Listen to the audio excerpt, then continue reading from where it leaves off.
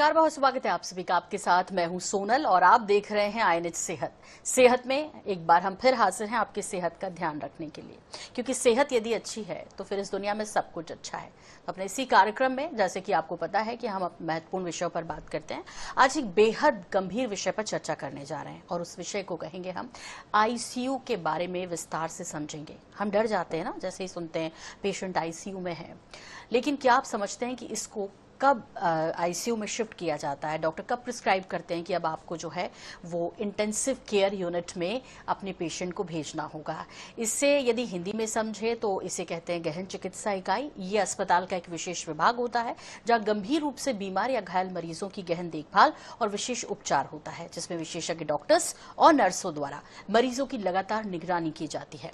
ICU को critical care unit भी या फिर इंटेंसिव ट्रीटमेंट यूनिट भी जाना जाता है इस नाम से भी। और ऐसे में ICU में चयन के मुख्य कई कारण होते हैं, जैसे जब दिल का दौरा पड़े, स्ट्रोक आए, सांस लेने में तकलीफ हो, गंभीर चोट लग जाए, कोई एक्सीडेंट हो जाए बड़ा, किसी बड़ी सर्जरी के बाद उसकी जटिलताओं को रोकने के लिए और अन्य जानलेवा बीमारियों से बचने के लिए, और यदि कोई अंग काम नहीं कर रहा है और उसका खतरा बढ़ रहा है, तब डॉक्टर आपको प्रिस्क्राइब करते हैं कि भाई इनको ICU में भेजना होगा, फिर उस पर वेंटिलेटर उपकरणों की सहायता इनको जरूरी होगी।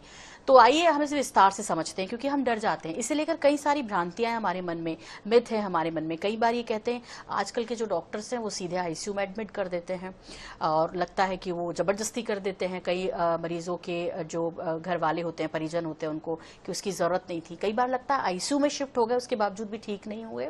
तो ये सारी जो चीजें हैं, सवाल हैं, इनका जवाब ढूंढने की कोशिश करेंगे। दो बेहद खास मेहमान और अपनी अपनी फील्ड के एक्सपर्ट डॉक्टर्स इस वक्त हमारे साथ मौजूद हैं। मैं इंट्रोडक्शन कराने जा रही हूँ। हमारे साथ है डॉक्टर चंद्रमणि सिद्धार्थ जी, जो कि सीनियर कंसल्टेंट हैं इंटरनल मेडिसिन के ILS अस्पताल रायपुर से हमारे साथ मौजूद हैं। बहुत स्वागत है डॉक्टर सिद्धार्थ आपका। हमारे साथ जुड़ रहे हैं डॉक्टर सोनल वाजपेयी, जो कि सीनियर कंसल्टेंट है क्रिटिकल केयर मेडिसिन के, और ये भी ILS हॉस्पिटल से हैं। डॉक्टर सोनल, बहुत स्वागत है आपका भी। और बहुत महत्वपूर्ण ICU, जहां से हमें बहुत उम्मीदें रहती हैं कि हमारा जो पेशेंट है वो ठीक होकर आ जाएगा। डॉक्टर सिद्धार्थ, सबसे पहले आपसे समझना चाह रही हूँ ICU में कब एडमिट करने की नौबत आती है? क्योंकि कई लोग, जैसे मैंने कहा अभी, कि कई लोगों को ये लगता है कि जबरदस्ती कर दिया, कई लोगों को लगता है कि इनको करने की जरूरत है, हालांकि वो डॉक्टर से प्रिस्क्राइब करते हैं। वो कौन सी परिस्थितियां होती हैं जब मरीज को ICU में शिफ्ट करना होता है?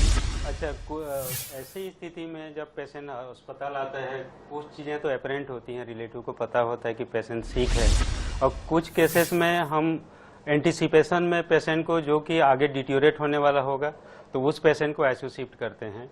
जैसे पेशेंट बेहोशी की स्थिति में है, जिसका ग्लेसगो कोमा स्केल में GCS स्केल लेस देन 10 है, और पेशेंट अच्छा कफ नहीं कर पा रहा है, आगे चल ब्लड प्रेशर कम है, उनका फीवर, हाई फीवर आ रहा है, कोई ऑर्गन स्पेसिफिक अगर और प्रॉब्लम है, तो ऐसे पेशेंट को ICU शिफ्ट करते हैं। पेशेंट सेप्सिस में है, कहने का मतलब TLC काउंट बहुत ज़्यादा बढ़ा है, कहीं इन्फेक्शन का स्रोत है, लीवर में एब्सेस है, किडनी में नेफ्राइटिस या पाइलोनेफ्राइटिस है, या डायबिटिक फुट है जो कि पूरे पैर को इन्वॉल्व करते जा रहा है, तो ये केसेस होते हैं ICU के लिए। और कुछ केसेस ऐसे नीरो क्रिटिकल पेशेंट, जो कि CVA है, हेमरेज है, एक तरफ लकवा है, पेशेंट सांस लेने में दिक्कत दिखा रहा है और आगे चल के बेहोशी बढ़ने का खतरा है, तो ऐसे पेशेंट को इलेक्टिवली हम ICU में शिफ्ट करते हैं। जहर वाला पेशेंट, जो जहर पी के आ रहे हैं, कई बार ऐसा होता है कि वो पेशेंट अभी तो ठीक दिख रहे हैं, आगे चल के स्थिति उनकी बिगड़ेगी, तो उस पेशेंट को एंटीसिपेशन में ICU में शिफ्ट करते हैं। स्नेक बाइट में पेशेंट शुरुआत में सांस अच्छा ले रहा होता है, आगे चल के अगर वो कोबरा और क्रेच जैसे स्नेक है, तो आगे चल के उसका सांस का मांसपेशी कमजोर पड़ेगा, वेंटिलेटर की जरूरत पड़ेगी, तो ऐसे पेशेंट को एंटीसिपेशन में हम ICU में ही रखते हैं। ठीक। डॉक्टर सोनल, सबसे पहले तो ये तय करना होता है कि हम ICU में जब जाएं तो क्या क्या देखें। मतलब कई पेशेंट के जो रिलेटिव्स हैं उनको नहीं पता होता है कि कैसे चयन करें। क्या आप हमारे दर्शकों को ये साझा करेंगे कि कैसे चयन करना चाहिए, एक अच्छे ICU में क्या क्या होना चाहिए? एक्चुअली हमारे शहर में बहुत सारे ICUs हैं और अच्छे ICU का चयन करना बहुत इम्पोर्टेंट है, क्योंकि अगर कोई पेशेंट सही टाइम पे सही जगह पे पहुंच जाता है तो उसका इलाज सही तरीके से हो जाता है। और इसको चयन करने के कुछ तरीके होते हैं, जैसे कि इंफ्रास्ट्रक्चर है। इंफ्रास्ट्रक्चर एक बहुत इम्पोर्टेंट चीज़ है कि जैसे हमारे में एक सर्टेन एरिया होना चाहिए आईसीयू का। उस एरिया में 120 से 180 स्क्वायर फीट का एक बेड का एरिया होना चाहिए। आईसीयू में नर्सेस का डिस्ट्रीब्यूशन जो है बेड के अकॉर्डिंग प्रॉपर होना चाहिए। नॉन वेंटिलेटेड पेशेंट में 2:1 का रेशियो और वेंटिलेटेड पेशेंट में 1:1 का नर्सिंग रेशियो होना चाहिए। एटलीस्ट 8 to 10 बेड में एक रेसिडेंट डॉक्टर होना चाहिए। उसकी जो क्वालिटी इंडिकेटर हैं वो आईसीयू फॉलो करता रहे। उसमें सेप्सिस कंट्रोल के लिए इन्फेक्शन कंट्रोल की प्रैक्टिसेस प्रॉपर हों। मंथ वाइज उनके क्वालिटी इंडिकेटर्स की ऑडिटिंग होती रहे। ये सब बहुत इंपॉर्टेंट चीज़ें हैं जिनसे हम प्रॉपर आईसीयू को सेलेक्ट कर सकते हैं। अगर हम सही सेलेक्ट करते हैं तो हमारे ट्रीटमेंट और आउटकम बहुत अच्छा रहता है। जी। हालांकि डॉक्टर साहब, जब पेशेंट आपका उस स्थिति में हो तो कई लोग ये तय नहीं कर पाते या इतनी चीज़ों को जान नहीं पाते, लेकिन आईएनएच सेहत के जरिए हमारी ये कोशिश है कि आप जैसे एक्सपर्ट्स हमारे स्टूडियो में आते हैं और सही जानकारी लोगों तक पहुंचाते हैं, तबकि उस मुश्किल वक्त में जो है आप सही निर्णय ले पाएं। डॉक्टर सिद्धार्थ, कौन कौन से ऐसे इन्फेक्शंस हैं जो कि बहुत जिनमें कहना चाहिए कि वो संभावनाएं बढ़ती हैं आईसीयू में जाने के बाद कि वो ठीक होंगे नहीं होंगे, या दूसरा ये कि वहां जाने के बाद भी क्या कुछ इन्फेक्शंस हो सकते हैं? जी, आईसीयू में हम लोग 3 मेन इन्फेक्शन से अभी जूझ रहे हैं कहना चाहिए। वो है एसिनेटोबैक्टर, क्लेब्सिएला और सुडोमोनास आरोजिनसा। ये 3 इन्फेक्शन बहुत तेजी से रेजिस्टेंट डेवलप करते हैं और आईसीयू में हम देखते हैं आईसीयू का रिजल्ट कॉम्प्रोमाइज करते हैं, क्योंकि एंटीबायोटिक तो हमारे पास एक सीमित मात्रा में है। नई एंटीबायोटिक रिसर्च होके आने में टाइम लेता है, तो हमको बहुत समझ के एंटीबायोटिक चूज करना पड़ता है और उस इन्फेक्शन को कंट्रोल करने के लिए उसी हिसाब से उन्हीं सीमित दवाइयों में समझ के पेशेंट को रिकवर करते हैं। लेकिन कई बार in spite of taking all efforts and taking care of selection of antibiotic, कई बार पेशेंट रेजिस्टेंट इन्फेक्शन की वजह से सेप्सिस में जाते हैं और सेप्सिस में जाने के बाद दिन ब दिन पेशेंट का स्थिति गिरता जाता है और हमारे पास ऑप्शन के रूप में जो दवाई थे वो यूज हो चुके होते हैं। ऐसे कंडीशन में पेशेंट के लिए कई बार घातक होता है। जी, डॉक्टर सोनल, ऐसा कहा जाता है कि वेंटिलेटर पर जाने के बाद चांसेस बहुत कम हो जाते हैं और वेंटिलेटर पर यदि पेशेंट चला गया है तो फिर वो ठीक होकर नहीं आ पाता। कितना सच है ये? और इस सवाल से, लोगों के इस सवाल से आपको कई बार दो चार होना पड़ता होगा, कैसे समझाएंगे हमारे दर्शकों को? एक्चुअली ये एक बहुत बड़ा मिथ है कि एक बार पेशेंट वेंटिलेटर पे चला गया तो वो वापस नहीं आता। जनरली वेंटिलेटर पे जाने का कारण क्या है? अगर पेशेंट के वेंटिलेटर पे जाने के कारण को हम निदान करते हैं तो पेशेंट बाहर आ जाता है। ऐसे पेशेंट जनरली वेंटिलेटर से बाहर नहीं आते जिनका कि बहुत क्रॉनिक डिसीज हो, लंग की डिसीज हो, राइट हार्ट फेलियर हो, कोर पल्मोनल हो और उनका ऑन्कोलॉजिकल पेशेंट है जिनका मसल बहुत डिबिलिटेटेड हो चुका हो। ऐसे पेशेंट बाहर नहीं आते। लेकिन यंग पेशेंट जिनका एक्यूट कंडीशन हो, जिनकी बीमारी बहुत कम हो, बहुत कम समय की हो, वो पेशेंट को अगर हम वेंटिलेटर पे डालते हैं और वेंटिलेटर का प्रॉपर मैनेज करते हैं, इन्फेक्शन को प्रिवेंट करते हैं, तो पेशेंट वेंटिलेटर से वापस आ जाते हैं। जिनका हम कारणों का अगर निदान करें तो पेशेंट वेंटिलेटर से बाहर आ सकता है। ये एक कुछ मैं यहाँ एक ऐड करना चाहूँगा।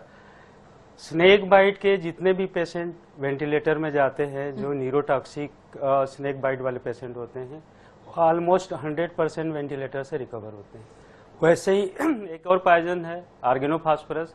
इसमें यूजुअली पेशेंट अगर लेट नहीं पहुंचे हैं, जिसमें एस्पिरेशन नहीं हुआ है, जिसमें निमोनिया नहीं हुआ है, वो पेशेंट भी ऑलमोस्ट 100% रिकवर होते हैं। ये doctor Sonal, end of life care ये क्या होता है? इसको भी थोड़ा सा समझना है आपसे।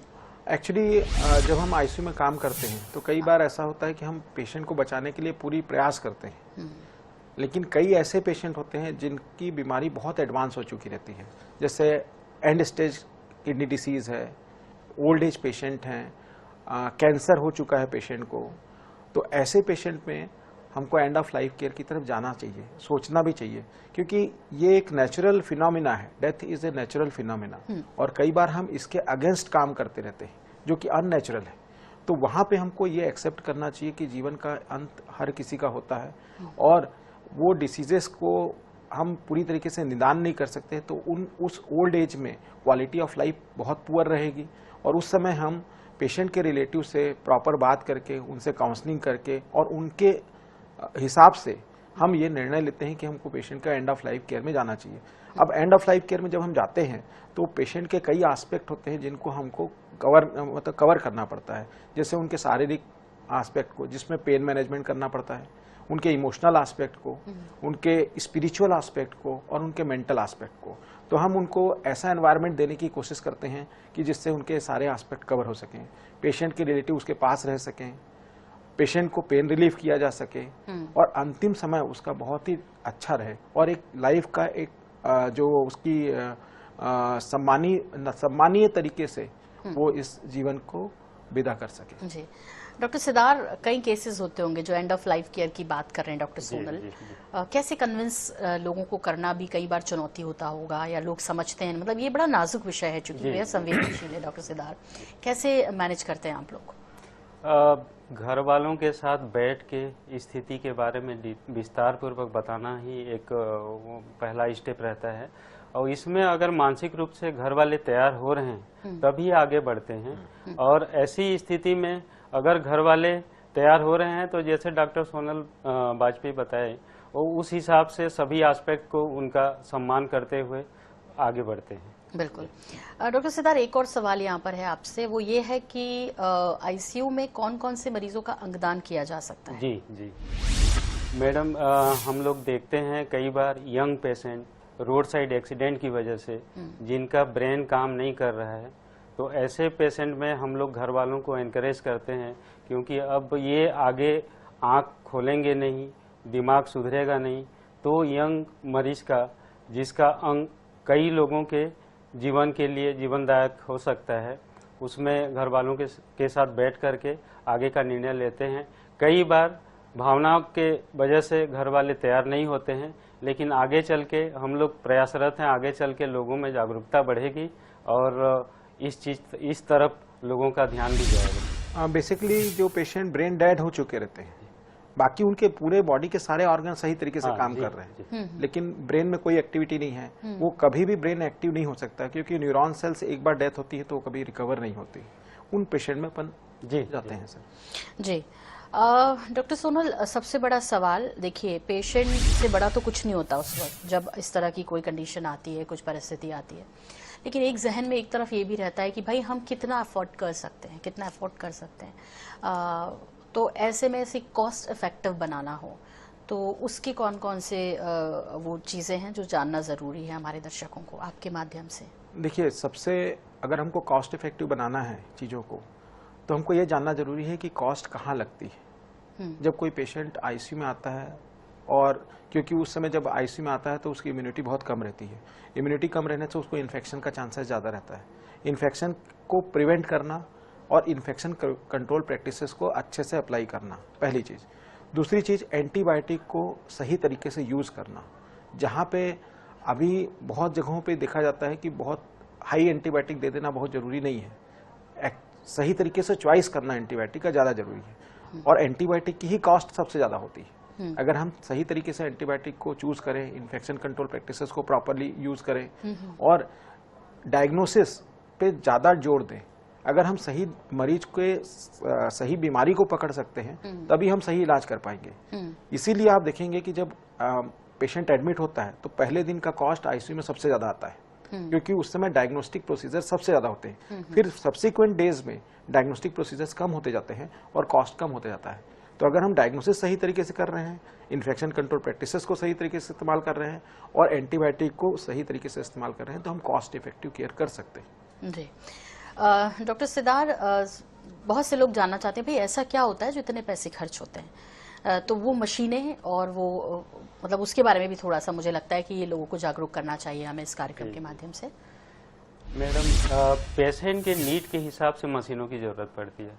अगर मान लीजिए कोई पेशेंट हार्ट फेलियर से आया है तो उसको हो सकता है 2 दिन 3 दिन ही वेंटिलेटर की ज़रूरत पड़ेगी, तो उसके लिए मिनिमम कास्ट रहेगा, ज़्यादा नहीं रहेगा।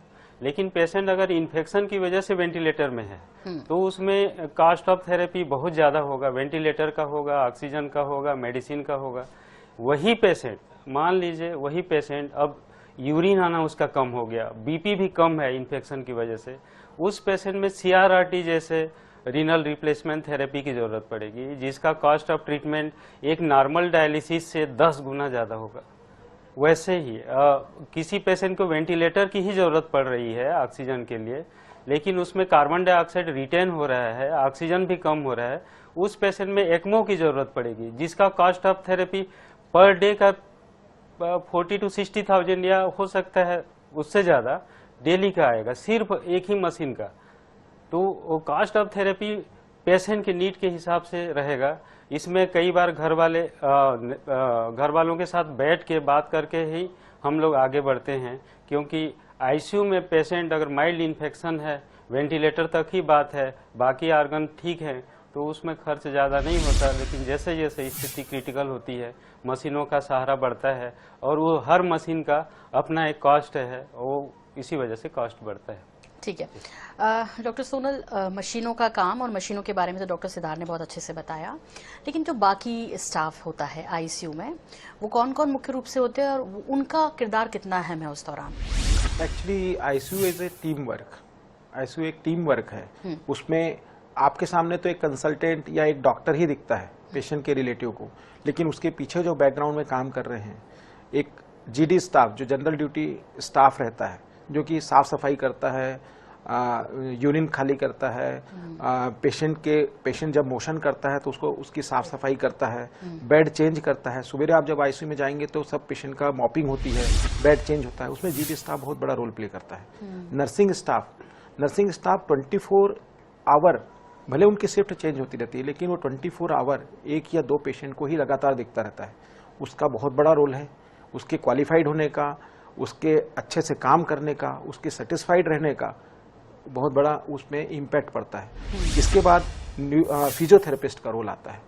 जितने भी रेस्पिरेटरी पेशेंट हैं, कार्डिक पेशेंट हैं, न्यूरो पेशेंट हैं, उसमें फिजियोथेरेपी एक बहुत मुख्य अहम किरदार निभाता है। अगर फिजियोथेरेपी दिन में 2 बार 3 बार हो रही है तो पेशेंट की रिकवरी बहुत अच्छे से हो जाती है और कम समय में होती है। इसके अलावा भी जितने भी सपोर्टिंग स्टाफ है जो वहाँ काम करते हैं, जूनियर रेसिडेंट हैं, जूनियर कंसल्टेंट हैं, ये सब का रोल है, और इनके रहने से आईसीयू का आउटपुट अच्छा आता है। जी, आखिरी सवाल डॉक्टर सिद्धार्थ आपसे, हम आईएलएस में या आईएलएस का आईसीयू क्यों चयन करें, उसे क्यों सुझाएं लोगों को कि आपको वहां जरूर आईसीयू में, मतलब यदि आपकी ऐसी जरूरत है, आपको डॉक्टर्स कहते हैं कि आपको आईसीयू की जरूरत है, तो वहां किस तरह से बेहतर इलाज होता है और जाना चाहिए?